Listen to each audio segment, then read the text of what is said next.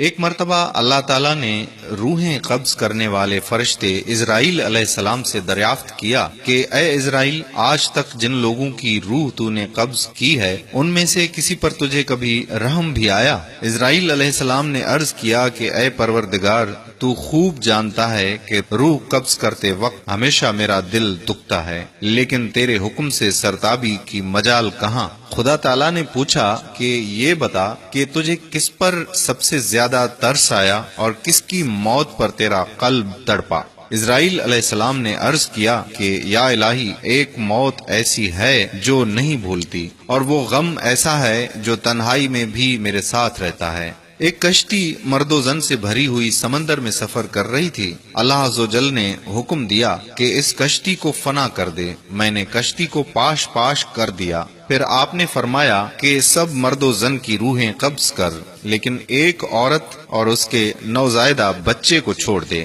میں نے اس حکم کی بھی تعمیل کی، سب کی جانیں قبض کر لی۔ ایک بہتے ہوئے تختے پر ماں اور اس کا بچہ رہ گئے۔ سمندر کی لہریں اس تختے کو اپنے ساتھ لے آگے بڑھتی رہیں اور تیز ہوا نے اسے انن فنن سینکڑوں میل دور سمندر کے کنارے پر پہنچا دیا۔ میں اس ماں اور بچے کے بچ جانے سے بہت خوش ہوا، لیکن اسی آن حکم صادر ہوا کہ اے اسرائیل، جلد ماں کی روح قبض کر اور بچے کو اکیلا چھوڑ دے۔ اے باری تعالیٰ، تو خوب جانتا ہے کہ یہ حکم پا کر میرا بھی کلیجہ کانپ گیا تھا، اور جب میں نے اس شیر خوار کو اس کی ماں سے الگ کیا تو مجھے کس قدر تکلیف پہنچی تھی۔ اب اس واقعے پر ایک مدت بیت چکی ہے، لیکن وہ بچہ برابر یاد آتا ہے۔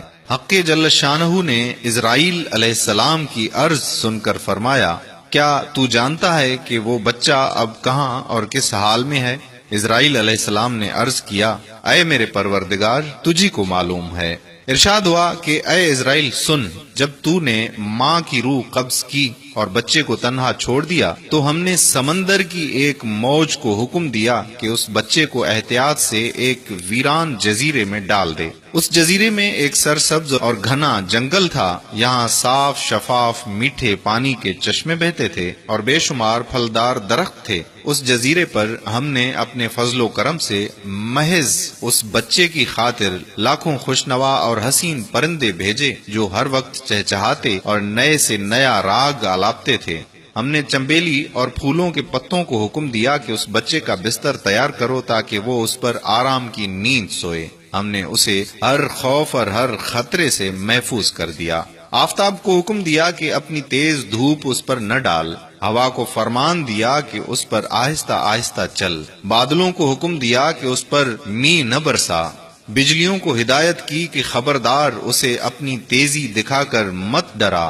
انہی دنوں جنگل میں بھیڑیے کی مادہ نے بچے دیے تھے، ہم نے اسے حکم دیا کہ اپنے بچوں کے ساتھ اس آدمی کے بچے کو بھی دودھ پلا، اس کی دیکھ بھال کر اور اسے کوئی تکلیف نہ پہنچنے دے۔ اے اسرائیل، اس نے بھی ہمارے حکم کی تعمیل کی، یہاں تک کہ وہ تنہا اور بظاہر بے یار و مددگار بچہ پرورش پا کر خوب صحت مند اور بہادر ہو گیا۔ ہم نے اس کے پاؤں میں کبھی کانٹا بھی نہ چبھنے دیا۔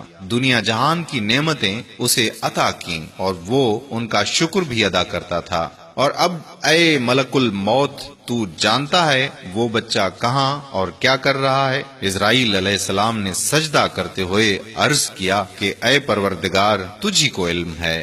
اللہ تعالیٰ نے فرمایا کہ وہ بچہ نمرود بن گیا اور اسی نے میرے خلیل ابراہیم علیہ السلام کو آگ کے الاؤ میں جھونکا ہے۔ اب وہ خدائی کا دعویٰ کر کے لوگوں کو میرے راستے سے ہٹاتا ہے اور ان پر تشدد کرتا ہے۔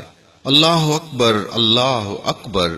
قارئین اکرام، ایک وہ مہربان پالنے والا جو اتنی ساری نعمتیں عطا کرتا ہے اور ہم ناشکرے بن جاتے ہیں، اس حد تک کہ نمرود نے خدائی کا دعویٰ کر دیا، اور بے شک اللہ کسی کے ساتھ ظلم نہیں کرتا۔ نمرود نے اپنے اوپر ظلم کیا اور اس کو ملنے والے عذاب کی مثال رہتی دنیا تک قائم رہے گی۔ ہمیں ہر وقت اللہ تعالیٰ کی نعمتوں پر شکر ادا کرنا چاہیے، یہی ہمارے حق میں بہتر ہے۔